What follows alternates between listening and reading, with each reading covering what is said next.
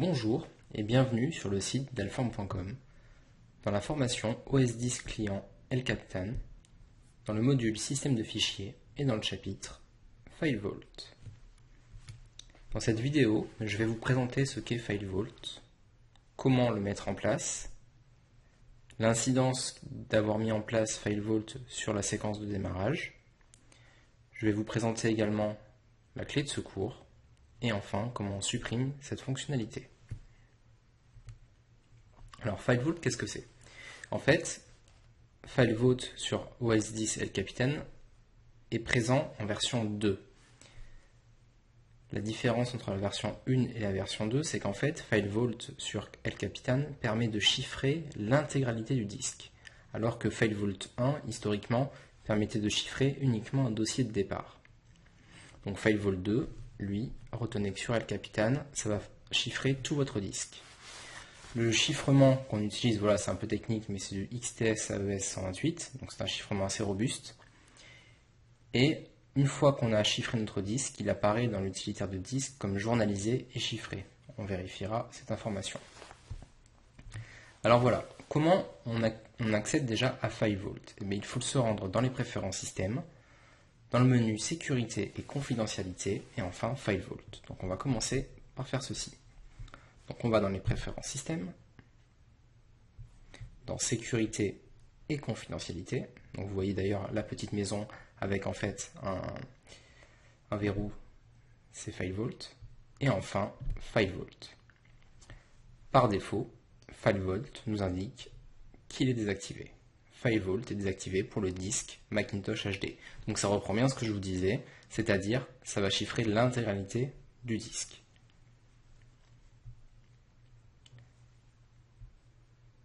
Maintenant, avant de l'activer, voilà, il va nous demander la création d'une clé de secours. Alors vous avez deux méthodes pour la créer.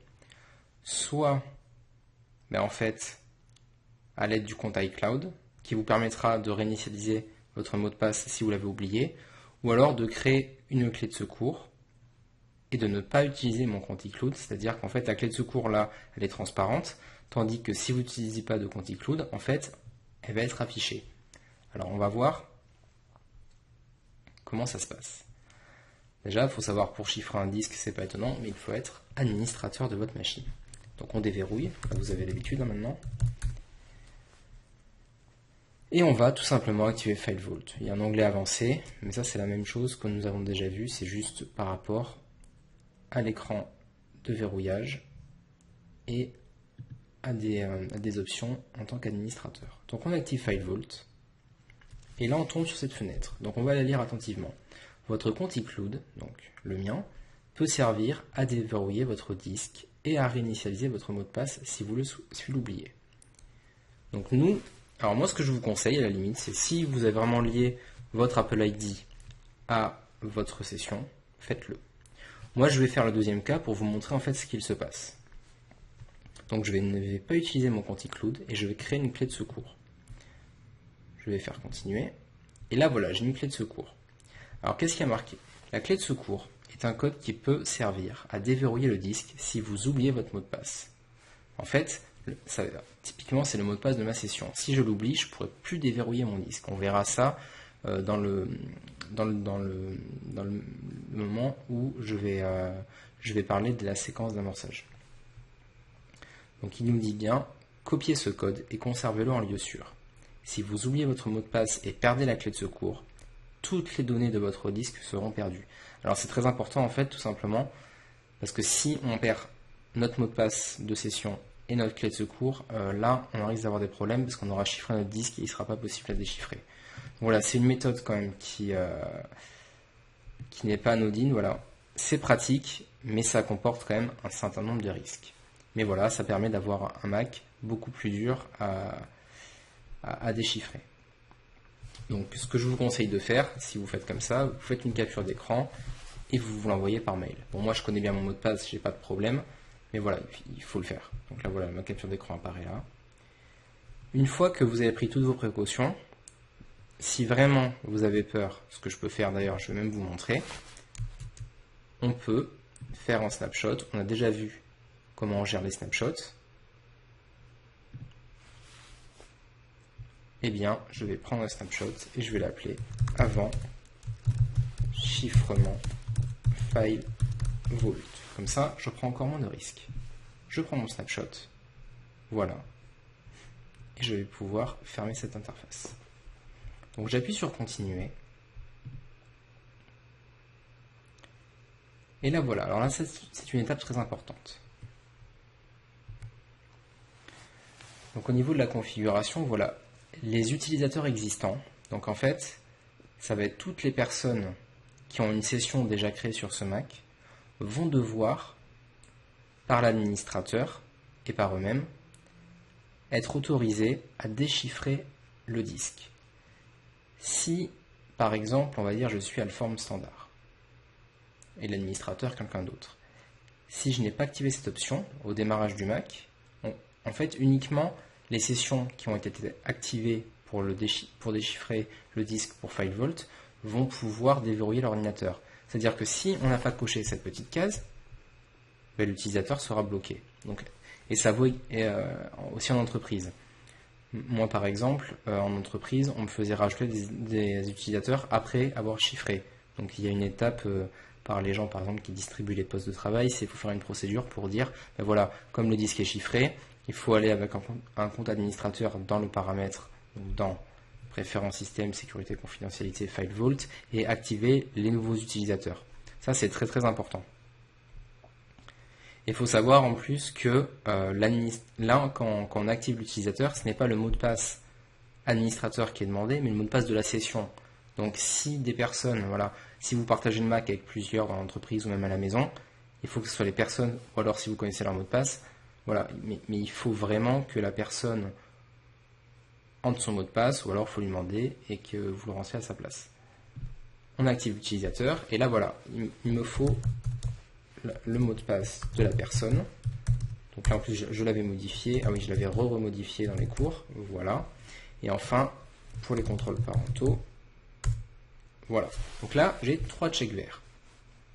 Donc tous les utilisateurs ci présents seront capables de déverrouiller le poste. Alors on appuie sur continuer et là on va nous demander de redémarrer le Mac pour lancer le processus de chiffrement. Donc on redémarre.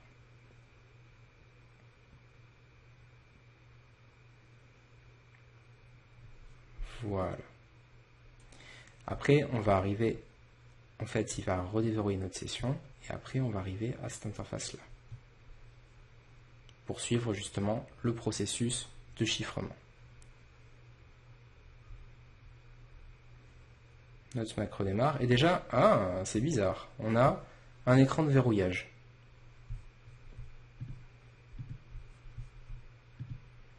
Ok, bon, mais très bien. Donc il faut que je déverrouille dès le début le Mac.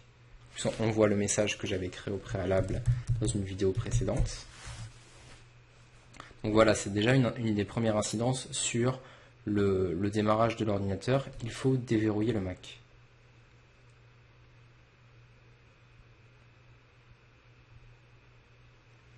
Donc là, la session est en train de charger.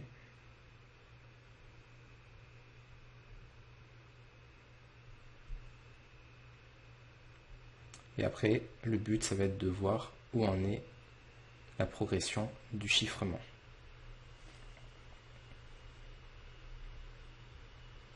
Donc là, voilà, comme c'est la première fois, c'est beaucoup plus long à démarrer. En plus, on a des jolis strips graphiques. Voilà. Donc là, on arrive sur l'interface graphique. Alors, regardez, les préférences système. Donc, notre session démarre avec les préférences système activées et un petit point indiquant que l'application est active, et voilà. Et on a estimation du temps restant, voilà, 32 minutes. Donc moi je vais couper la vidéo et je vous retrouve dès que le processus est fini. Voilà, donc on se retrouve après le processus de chiffrement, voilà, c'est fini. Et maintenant ce qu'on va faire, on va redémarrer notre machine pour voir ce qu'il se passe. Donc là voilà, on va beaucoup redémarrer, il y aura quelques petits écrans noirs, quelques chargements. Mais c'est important en fait, c'est pour vérifier que tout fonctionne bien et voir les différences. Voilà, donc là vous avez vu, maintenant on a un menu gris. Tiens, je vais déverrouiller par exemple avec Alform standard.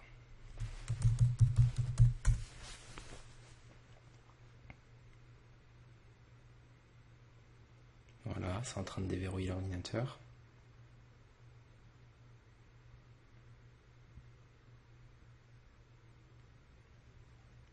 Ça prend un peu de temps quand même, hein, sachant qu'en plus c'est une VM, donc c'est plus long.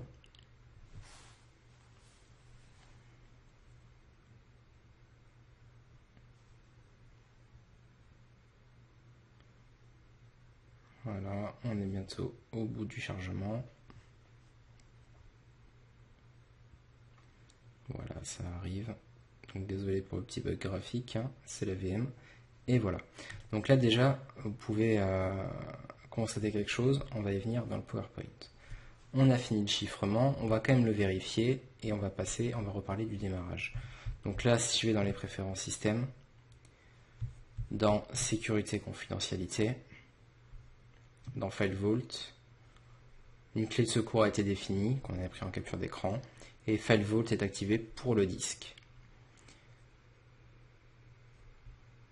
Donc ça, c'est une bonne chose. Si vous créez, alors, on va parler du démarrage, après on va créer un nouvel utilisateur.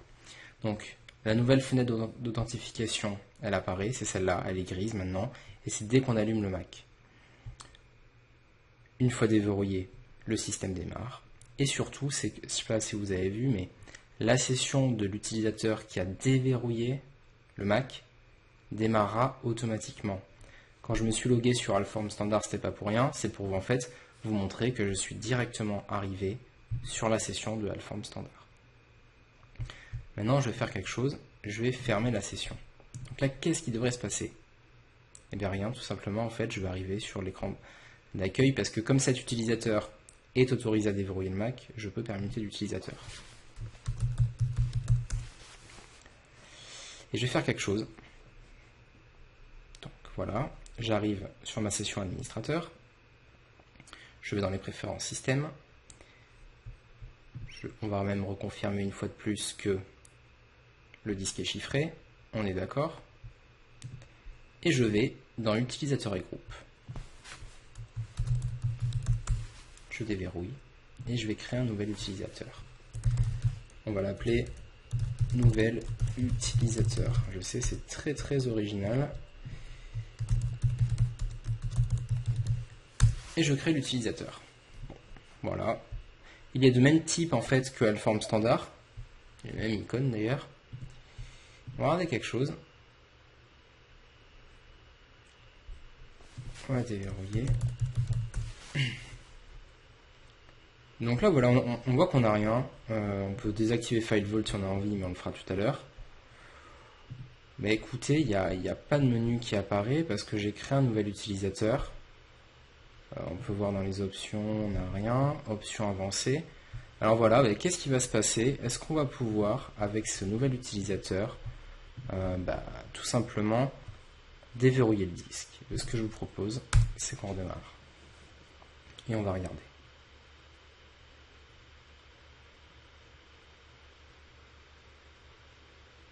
Donc là, je suis en train de redémarrer. Voilà. Eh ben oui. Alors voilà, en fait. Tout à l'heure, je vous avais dit que quand on crée un utilisateur après coup, ça marche pas. Mais en fait, ça, c'est une des nouvelles fonctionnalités d'El Capitaine. C'est sur 10.10, ça ne marchait pas. Il fallait réutiliser l'utilisateur. Mais là, sur El Capitaine, voilà, le truc, c'est que FileVault, même quand vous achetez un Mac, typiquement, quand vous allez commencer à passer les étapes de configuration, en fait, il vous propose. En fait, Apple maintenant préconise l'utilisation de FileVault. Bon, je vous cache pas que ça fait un peu de monde au support des fois dans les Apple Store parce que voilà, malheureusement, il y a beaucoup de gens qui perdent leur mot de passe. Alors la clé de chiffrement, on n'en parle pas parce qu'ils l'ont même pas vu arriver. Mais voilà, donc en tout cas, FileVault 2 est très bien intégré à OS 10, voire un peu trop. Mais en tout cas, on peut facilement, voilà, là ça crée ma session. On voit que je peux déverrouiller mon ordinateur fraîchement chiffré avec FileVault, avec un nouvel utilisateur. Et voilà, là je tombe sur la session de notre nouvel utilisateur qui s'appelle nouvel utilisateur. Donc moi, je vais la fermer et on va voir si j'arrive toujours à la fenêtre de connexion sans problème. Voilà, super.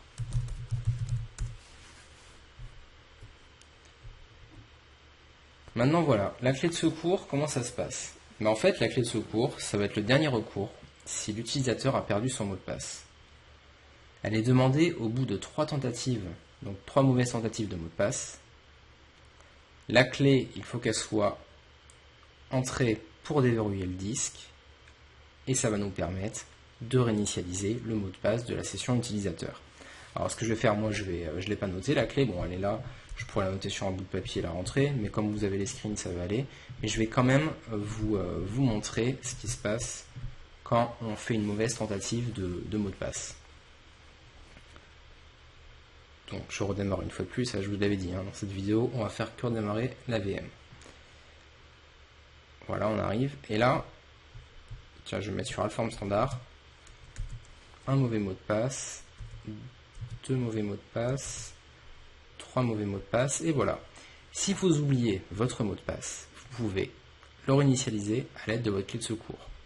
Si j'avais associé ce compte à un Apple ID, j'aurais d'autres options, mais là je n'ai que celle-là. Donc après, entrez votre clé de secours. Pour moi, bien entendu, je connais toujours mon mot de passe. Il faut savoir, attention, hein, je vous le montre aussi, mais que je n'ai pas bloqué ma session. Hein. Je peux toujours déverrouiller avec celle-là, il n'y a aucun problème. D'ailleurs, je le fais. Voilà. Maintenant, le temps que ça charge, on va parler voilà, de la suppression de FileVault. Alors très clairement, si vous l'avez mis en place, bon, mais pourquoi pas le garder. Moi, je vais vous montrer ce qui se passe quand on l'enlève, mais vous êtes vraiment pas obligé de l'enlever de votre ordinateur. C'est toujours en train de déverrouiller. Mais voilà.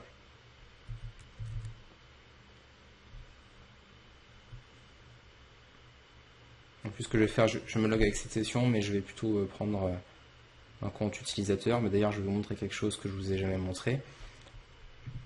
Si j'ai envie d'accéder aux préférences système, donc on va le faire directement depuis là. Il va falloir que je déverrouille. Alors là, voilà, on avait déjà vu ça une fois, on a rien. Et en fait, donc, il faut prendre le nom court. Bon, le nom court qui va être, alors là, bien sûr, on n'a jamais configuré l'interface. Donc, moi, je vais faire apparaître le disque. Non, mais ça va aller, on a ce qu'il faut. Donc, j'enlève ça. Utilisateur. Il va falloir que je tape. Moi, je sais quel est le compte admin, c'est celui-là. Donc, si j'arrive là, que je veux déverrouiller, en fait, je mets le nom court. Ah, mon copier-coller n'a pas marché.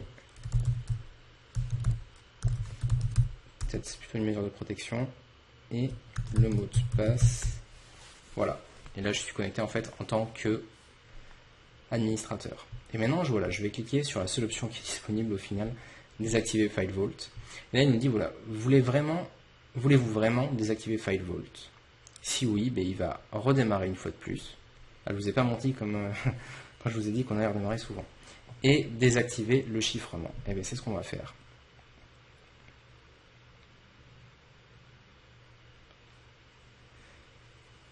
Et là, ce qui est bien, c'est qu'en fait, il ne nous demande pas la clé de chiffrement, parce qu'elle ne sert, cette clé de chiffrement ne sert pas forcément à déchiffrer notre Mac. En tout cas, dans le process officiel, en connaissant bien ses mots de passe. Donc voilà, je vais couper la vidéo et je vous retrouve pour la suite du déchiffrement. On se retrouve pendant le déchiffrement. Voilà, je viens juste d'activer l'enregistrement pour qu'on voit voilà, les dernières étapes. Il reste 20 secondes, donc en fait, l'ordinateur a redémarré. On n'a plus l'écran gris. Donc on arrive directement après, de la même manière, sur le menu des préférences, et on voit qu'il est en train de déchiffrer. Voilà, il reste très peu de temps. Voilà. C'est en train de déchiffrer, et voilà. Donc maintenant, alors il nous met un joli bug en plus. Ça, c'est l'effet démo. Voilà. FileVault est désactivé pour le disque Macintosh HD. Et on va redémarrer pour voir s'il n'y a pas de problème. Donc là en fait, qu'est-ce qui doit disparaître? Uniquement l'interface de démarrage qu'on avait au début qui nous permet de déverrouiller le Mac. Celle-là ne doit plus apparaître. Donc en gros, voilà, c'est noir, on a une pomme blanche sur un fond noir. Donc voilà, ça c'est la séquence de démarrage classique sans FileVault. Donc on va voir après si je peux toujours m'authentifier. Alors pour répondre à la question, est-ce qu'il faut utiliser FileVault ou pas, parce que je vous présente ça, je vous dis que c'est bien, je vous ai quand même exposé les risques. Si vous le faites, surtout conservez la clé de secours. Après, si vous êtes en entreprise, que vous déployez du Mac via des utilitaires, alors pas de l'OSD serveur, mais plutôt des utilitaires de gestion de parc, c'est typiquement ce qu'on appelle des MDM. Il faut savoir qu'ils ont ils ont une fonctionnalité par rapport à FileVault et ils peuvent stocker eux-mêmes les clés de chiffrement. Donc pourquoi pas effectivement chiffrer les Mac en entreprise. Moi je vous le conseille en tout cas en entreprise, ça peut être quand même beaucoup plus sécure. En général ça plaît à la sécurité en sachant que beaucoup de PC justement sous Windows ne sont pas chiffrés. Donc ça peut faire une petite plus-value pour le Mac. En tout cas moi, la dernière entreprise où j'étais, c'est ce qu'on a fait et on a battu la sécurité au niveau des PC sous Windows avec des ordinateurs de type Macintosh. Voilà, donc j'ai réussi à déverrouiller ma session, hein. Tout va bien. Et on va conclure ce chapitre. Donc qu'est-ce que nous avons découvert dans ce chapitre? Eh bien je vous ai présenté FileVault. Qu'est-ce que c'est? Donc c'est du chiffrement, voilà, du chiffrement de disque et pas uniquement comme la version 1 de dossier de départ. Comment on le configure? Bon, rappelez-vous, préférence système. Rappelez-vous, et je ne me rappelle plus, préférence système et sécurité confidentialité. Voilà, j'avais plus le nom du menu. FileVault. Qu'est-ce que ça change au niveau du démarrage? Bon, au niveau du démarrage, on a une nouvelle interface dès qu'on allume l'ordinateur. L'incidence aussi, c'est que dès qu'on déverrouille un utilisateur, avec un utilisateur, on est automatiquement logué par l'utilisateur qui a déverrouillé l'ordinateur. Il faut que pas perdre son mot de passe. Si vous avez perdu votre mot de passe, vous avez la clé de secours. La clé de secours à bien conserver, ou alors à l'associer lors du chiffrement du disque à votre compte Apple ID. Pareil en entreprise, les Apple ID c'est quand même pas super bien vu, donc ça risque d'être une clé de récupération, notamment avec des outils style MDM, ça marche très bien. Et enfin, vous avez vu comment on supprime le FileVault, si vous devez le supprimer, voilà. Il faut savoir que si on doit reconditionner des Mac qui ont déjà FileVault, cette étape est obligatoire, donc il faudra supprimer le chiffrement afin justement de repréparer des Macs. Et voilà, je vous dis à très bientôt dans une prochaine vidéo.